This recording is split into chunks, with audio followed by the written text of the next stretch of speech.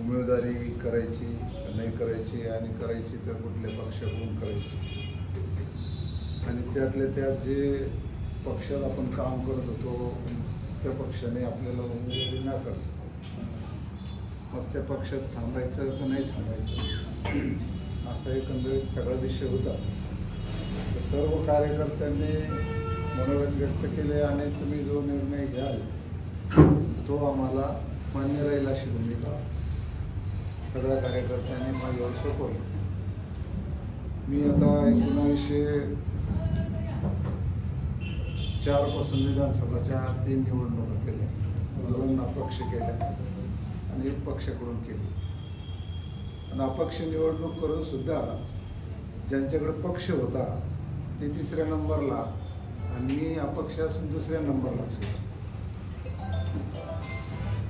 आणि मग 14ची निवडणूक केल्यानंतर 19ला अभय पाटलांनी आग्रह धरल्यामुळे त्याला निवडणूक करायला मी थांबून गेलो आणि त्याच्यानंतर मग परत 2024ची निवडणूक करण्याकरता तयारीला लागलो. मधल्या काळामध्ये काही लोक राष्ट्रवादीत यायचं, त्या राष्ट्रवादीत मी सर्व होतो, त्याचा आमदार होतो. परंतु मला येऊन काहीतरी त्रास द्यायचा इथून ठेवून येणारी मंडळी होती. पक्ष वाढवायच्या दृष्टिकोनातून आली असती तर मी आनंदाने स्वीकारली असती, पण तो हेतू त्यांच्या मागे नव्हतो.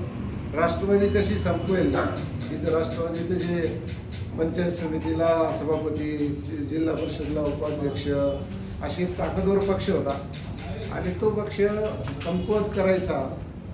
तर त्यामुळे मी तो पक्ष शेवटी कंटाळून सोडून दिला आणि तो पक्ष सोडून दिल्यानंतर मग दौरा केला अनेक गावचा.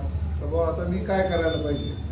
अनेक लोकांनी सांगितलं की तुम्ही उद्धव बाळासाहेब ठाकरेंच्या शिवसेनेत गेले तर तुमचे राष्ट्रवादी जी आहे ती काय ताकद आणि शिवसेनेची ताकद एकत्र झाली तर संभाव्य उमेदवाराला पराभूत करू शकतो. म्हणून त्या पक्षात आपण प्रवेश केला 12 डिसेंबर 2022ला. म्हणजे आता या डिसेंबरला 2 वर्ष होतील जवळपास. आणि अचानक दुसऱ्या पक्षात त्या माणसाला प्रवेश देण्याचे संकेत सुरू झाले. आणि बरोबर खरं काय खोटं काय जिल्हा प्रमुखाला विचारलं ते म्हणजे खरं आहे. म्हणजे आमची उमेदवारी ते म्हणजे तुमची उमेदवारी असं काही देता येणार. आणि म्हणून मग ते असं बोलल्यानंतर मग समाजातील राष्ट्रवादी पक्षात असताना, कैलास पाटील असताना आणि उभाटात असताना जी काही लोक आपल्याबरोबर काम करत होती त्या सगळ्या लोकांना एकत्रितपणे आपण बोलवलं आणि त्यांचा सल्ला घेतला का आपण काय करायला पाहिजे. उपाध्यक्षसुद्धा त्याच मताचे आहे का आता आपल्याला जर ठीक नसेल तर आपण या पक्षाचा राजीनामा दिला पाहिजे आणि कुठे नवीन एखाद्या पक्ष जो असेल म्हणजे जसं आता तुतारी पवारसाहेबांची त्या पक्षामध्ये प्रयत्न केले पाहिजे. आणि तो पक्षाने जर समजा जागा नाही सुटली त्यांना मग जरांगे पाटलाकडे गेलं पाहिजे, त्यांची उमेदवारी घेतली पाहिजे अशा पद्धतीची भावना त्यांनी बोलून दाखवली. त्यामुळे माझं स्वतःचं मत मांडण्यापेक्षा मी कार्यकर्त्यांच्या मतावर नेहमी काम केलेलं आहे. त्यांच्या मताचा आदर ठेवून मी आज उद्धव बाळासाहेब ठाकरे सेनेचा राजीनामा देतो.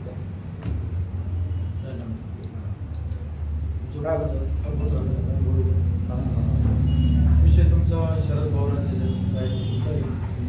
पवार साहेबांचा तुमचा असा पण आहे की तुम्हाला निवडणूक लढवायची उभाट आणि शरद पवारांचं म्हणजे त्यांचं अलायन्स आहे. तुम्हाला उमेदवारी मिळेल तोच मग ते सांगितलं ना त्यांना विनंती करू. त्यांनी जागा जर सोडून घेतली तर त्यांच्यावरती लढू. त्यांच्याकडून जागा नाही सुटली तर मग जरांगे पाटलाचा पर्याय शिल्लक. दुसरा एक विषय असा उभाट्याने तुम्हाला स्पष्ट शब्दात उमेदवारी नाकारली. जिल्हा प्रमुखांनी सांगितलं. जिल्हा प्रमुख जरांगेने जरी कारण काय उमेदवारी नाकारण्याचं कारण काय ते त्यांना माहिती. आपण काय तुम्ही आता मुरब्बी राजकारणी आहात. मुरब्बीचा नाही विषय ते नाकारण्यासारखं काही कारणच नाही ना. आता मुळात तुम्ही मी मुरब्बी आहे, तुम्ही पण मुरब्बी पत्रकार आहे. तुम्ही सांगा का वैजापूर तालुक्यामध्ये मी 50,000 अपक्ष मतं घेणारा माणूस आहे आणि 14ला जिंकणारा माणूस आहे. मग एक आमदार पडलेला बी आमदार नाही आहे. मी 19ला उभाच नव्हतो आणि माझं कामही सारखं चालू आहे. त्याच्याबरोबर मी चांगल्याप्रमाणे फाईट केली असते, तुम्ही सुद्धा सांगू शकता. आणि त्यांनी काय पाहिलं माझ्यात, काय कमतरता पाहिली आणि त्याच्यात काय पाहिजे ते मला काय सांगता. स्थानिक गडबाजी मी कधी केली नाही. की त्याला उमेदवार ते म्हणायचे सक्षम उमेदवार लागेल आम्हाला. आता सक्षमची व्याख्या काय आहे? आता आमचं विश्लेषण असं सांगतो, तुम्ही आल्यापासून उभाटा ते बळ मिळालं, म्हणजे आम्ही कार्यकर्ते ॲज अ पत्रकार म्हणून तुम्हाला बळ मिळालं आणि शिवसेना स्ट्रॉंग झाली. तुमच्या नावाच्या पाठीमागे माझ्या आमदारचा लोगो पण आहे. मागच्या तुम्ही सांगितलं पडलेलं पण आहे. असं असताना नाकारण्याचं कारण काय? मग मला प्रश्न आहे ना. त्यांनी एवढंच सांगितलं की मी बाकीचं सांगू शकत नाही, वरिष्ठांनी निर्णय घेतला तर तुम्हाला उमेदवारी द्यायची नाही.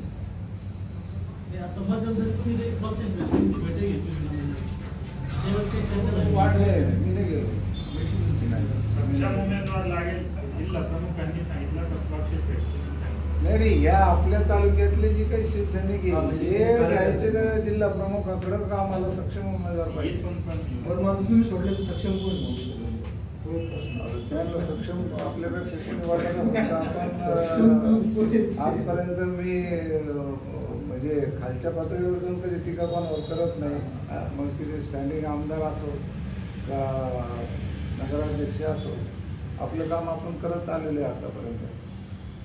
सध्या तुम्ही आता गेल्या काही दिवसांपासून जे तुम्ही नाराज असल्याची चर्चा होती, तर त्यानंतर तुम्ही मनोज जरांगेंची म्हणा किंवा शरद पवारांची जसं तुम्ही म्हणता तुम्ही त्यांच्या पक्ष जाण्याचं असं कार्यकर्त्यांचं मत आहे आणि मी तो निर्णय घेणार आहे काही दिवसात. तर शरद पवारांची किंवा मनोज जरांगेंची काही तुमची भेट झाली आहे का किंवा काही चर्चा झाली आहे का? आता कार्यकर्त्याची बैठकच याच्याकरता बोलवली की त्यांची एकदा परवानगी घेतली. ते जर सहमत असले, आज म्हणले असते की नाही भाऊ आपल्याला काही सहमत नाही, तुम्ही इकडे तिकडे काही पळू नका. आणि मग मी एकटा पळून काय करणार आहे? शेवटी शक्ती काय आहे मतदारसंघामध्ये कुठला असला तर लोक बरोबर पाहिजे. लोक बरोबर असले तर तुम्ही लढू शकता. आणि ते लोकांनी सांगितलं तुम्ही तुतारी घ्या आणि तुमच्या बरोबर आहे, नाही तुम्ही जरांगे पाटलाकडे जा आणि तुमच्या बरोबर आहे. तुतारीमध्ये गेलं तुम्हाला असं वाटत नाही सक्षम जो इच्छुक आहे ते तुम्ही विरोध देईल? करणार ना ते विरोधक. नाही विरोध तर करणार ना ते. सक्षम विरोध तर करणार. शरद पवार गटाने जागा सोडली, हा तुम्ही उमेदवार असले शिवसेना तुमचं काम करेल. हे बघ, जे खरे सच्चे शिवसैनिक आहे, बाळासाहेब ठाकरे यांना मानणारे ते लोक काम करतील. पण ज्यांना सक्षम पाहिजे ते लोक नाही करणार. परत आता दुसरा प्रश्न, आता तुम्ही पक्ष सोडलाय, तुमच्यासोबत किती पदाधिकाऱ्यांनी हा पक्ष सोडलाय आणि जेवढे पद दिले होते माझ्या राष्ट्रवादी मधून तिकडे जाताना ते सगळ्यांनी प्रमुख नेते कोण कोण आहेत? प्रमुख नावं सांगा. याच्यात जुन्या शिवसेनेचे काही लोक आहेत, उदाहरण संजय निकम असेल. नाही आम्ही त्यांना बोलवलंच, त्यांना आम्ही आमंत्रितही केलं नाही. त्यांना आम्ही संपर्क साधला नाही आणि त्यांना विचारलं मी कसं काय विचार दुसऱ्या पक्षाचे वरील त्या पक्षाचे लोक त्यांना कसं काय म्हणायचं आमच्या. आता जसं आता तुम्ही सांगितलं की कार्यकर्त्यांनी तुम्हाला 2 पर्याय दिले, एक शरदचंद्र पवार गट आणि मनोज पाटील जरांगे. शरदचंद्र पवार गटाला इथं उमेदवारी भेटली नाही समजा आणि मनोज जरांगेंनी पण उमेदवार उभं करण्याचा निर्णय नाही घेतला, तर तुम्ही अपक्ष लढणार का? नाही, मग आपण परत मिटिंग घेणार कार्यकर्त्याची आणि कार्यकर्त्याची मग 200 लोकांची मिटिंग नाही राहणार, 4-5 हजार लोकांची मिटिंग राहणार. नाही तर आता पण जरांगे पाटलांनी जे 288 जागांचा सर्वे केलेला आहे, त्याच्यात मग आपले नाव कुठेतरी आहे का असं तुम्हाला त्याचं काम असेल, तुमच्या कामाचा विषय असेल त्यांनी आपला मतदारसंघात आपल्याला सांगता का आमच्याकडे तुमची जरांगेची तुझी कधी भेट झाली का, याच्यावर कधी चर्चा झाली का यापूर्वीचा? विधानसभेवर नाही चर्चा झाली, परंतु मी पाटील होतो, कुणबी झालो. तुकाराम पाटील माझे पंजोबा होते, त्यांची नोंद आढळली हैदराबादला आणि त्यामुळे मी कुणबी प्रमाणपत्र प्रोसेस चालू आहे म्हणून त्यांना सत्कार केला मी एकदा. तेव्हा तुमच्यामुळे कुणबी हे आम्हाला मिळालं. तुमची सदिच्छा भेट झाली, राजकीय भेट झालेली नाही? राजकीय नाही त्याच्या. तुम्ही एक दुसऱ्या माणसाचं बळजबरी नाव तुम्ही जाहीर करा. तुम्ही जसं सांगितलं की जो माणूस येणार आहे, ज्या पद्धतीनं तुम्हाला सांगितलं गेलंय की कुणीतरी इन्कमिंग होणार आहे म्हणून तुम्हाला आम्हाला सक्षम उमेदवार पाहिजे, तर तो कुठला सक्षम उमेदवार तुम्हाला वाटतोय? तुमचं 15 तारखेला सक्षम उमेदवार कोण आहे, कोणाचा प्रवेश होणार ते कळलंच ना तुम्हाला. 15 माझ्या सोडून काय लागतं, तो सक्षम उमेदवार कोण आहे, दुसरा माणूस म्हणजे कोण नेमकं असं सक्षम उमेदवार कोण आहे हे आपल्याला 15ला कळालंच. तर आता तुमच्या या उमेदवारी न मिळण्यामागे काही षडयंत्र असं वाटतं का, किंवा कुठल्या एखाद्या नेत्याने तुमच्या या म्हणजे तुमच्या उमेदवाराला विरोध केला म्हणून तुम्हाला उमेदवारी असं काही कारण आहे का? जसं की चंद्रकांत खैरे असू देत किंवा विरोधी पक्ष अंमल दानवे यांनी काही मदत केली का, की तुम्हाला तिकट नाकारण्याचं कारण तुम्ही त्यांना विचारलं? काही तुमची चर्चा झाली का त्यांच्यासोबत? चर्चा आताच मी म्हणले त्याप्रमाणे मी ते म्हणले फक्त तुम्हाला तिकीट देता येणार नाही. ठीक आहे, कारण माझा स्वभाव असं नाही का देता येणार नाही, मी काय केलं, मी काय चुकलो, माझं काय झालं, या अशा याचना करणारा मी कार्यकर्ता नाही ना. नाही तर त्यात संपला विषय, उठलो जागेवरून आलो. या काळात कधी उद्धव ठाकरेंची तुमची भेट झाली का? नाही, कधीच नाही भेटलो. आणि त्या लोकांनी माझी भेट झाली नाही, त्या लोकांनी मी त्या ब्लेम नाही करणार तर त्यांनी मला कबूलही केलेलं नव्हतं कधी. माझं जे काही होतं ते जिल्हा प्रमुखांनीच मी सांगितलं होतं तर तुमचं उमेदवारी फायनल आहे, तुम्ही या पक्षात घेताना सांगितलं गेलं होतं की तुम्हाला उमेदवारी दिली जाणार आहे? दिले जाणार 100%. त्यांनी सांगितलं होतं, त्यांच्या विश्वासावर आपण विश्वास ठेवला. तुमचा विश्वासघात झाला असं वाटतं की या काळात तुमचा? आता ते का नाही म्हणाले ते आता विश्वास तर घात झालाच ना. प्रश्न प्रश्न शकत नाही. ते माझे चढून घ्यायचं त्यांना.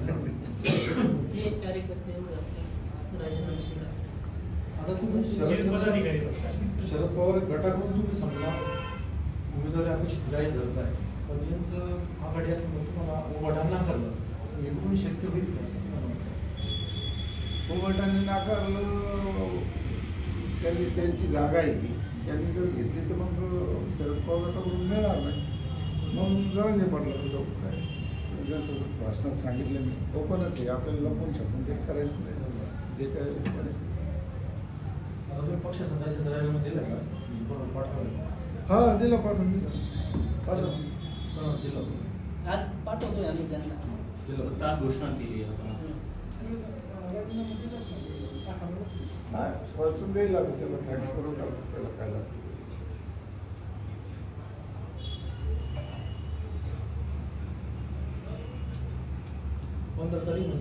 निश्चित नाही आता आपलं कर्तव्य समजलं ना, आपल्याला कळालं आहे का आपल्याला इथं स्थान नाही, मग आपण आपल्या कामाला लागून जायचं. मग ते तारीख 16 हो, त्यांची 17 हो, 18 काय करायचं आपण? अजित पवारांना सोडल्याचं काही पश्चाताप नाही, अजिबात नाही, अजिबात नाही, अजिबात.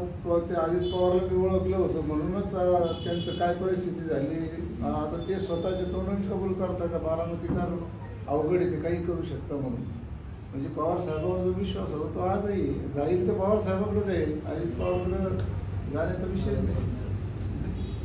पंकज ठोंबरेंनी तुम्हाला राष्ट्रवादी देण्याची हे केली होती, वक्तव्य केलं, तेव्हा काय सांगाल तुम्ही? राष्ट्रवादी राहिली का म्हणवायचं त्यांना विचारा. भाऊसाहेब पाटलांनी विचारलं, तुम्ही ज्या पवार साहेबांच्या राष्ट्रवादीमध्ये जाण्याच्या बोलावताय ती राष्ट्रवादी कितपत शिल्लक राहिली? तालुका अध्यक्ष होऊ शकले नाही तुम्ही कोण आहे? जिल्हा अध्यक्ष आहे का तालुका अध्यक्ष आहे का महाराष्ट्राचे एखादे सदस्य आहे त्या पक्षाचे? कोणी पक्षात घेण्याविषयी कोणी बोलावं, त्या पक्षाचा कुठला तरी पदाचा माणूस असावा ना तो. हा साधा तालुका विजय पवार म्हणले असते येता का? आता मी म्हणलं असतो बा तालुका अध्यक्ष तालुक्याचा विचारतो तो, याला काही पद नाही काही नाही, याला हा काय सांगतो मला? हा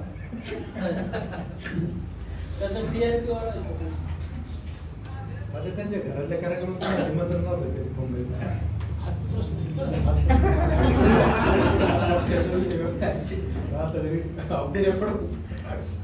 ते कैलास आबापासून त्या घराण्याचा आम्हाला विरोध.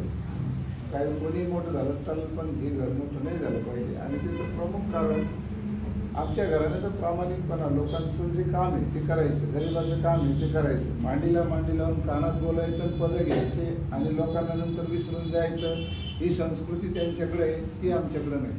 ज्या लोकांनी काम आपल्याला मतदान केलं त्यांची सेवा केली पाहिजे या मतातून आम्ही राजकारण करतो. त्याच्या विरुद्ध ते लोकांची सेवा देण्याचं काही काम नाही. फक्त आपलं निवडणुकीपुरतं आता हे तुम्ही प्रश्न विचारला त्याला मीच जिल्हा परिषद सदस्य केलेलं आहे. त्याने कधी आयुष्यात स्वप्न कोण त्यांनी येणाऱ्या जिल्हा परिषदमध्ये हा उमेदवार येईल त्याच्यासमोर पाडून दाखवणार.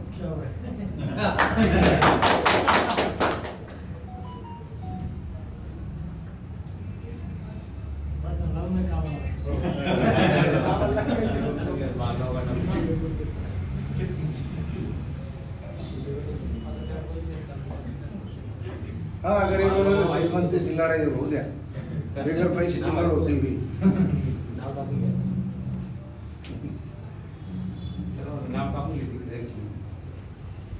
तुमची आगामी शाखेच्या दिवसात ठरवलं समजा आमदार तुम्ही विधानसभा लढणार नाही कधी जाहीर करणार आहात? जे आता मला त्या पक्षाशी बोलावं लागलं. मग पक्ष म्हटलं येस तर लगेच प्रेस घेऊन झालं. पक्ष म्हणला का बाबा ती जागा त्यांची आहे, ती सोडायला अडचण आहे. जरा पाटलं की जाऊ त्यांनी माणसं उभी केली आहे मेन उभे केलं तर मग परत तेच सांगितलं की एक बैठक घेऊ, मेळावा घेऊ आणि त्याच्यामध्ये कार्यकर्ते म्हणले अपक्ष लढा. ते म्हणले नका थांबा, तर थांबून विजय भाऊ, इथल्या तालुका अध्यक्षांशी चर्चा करा.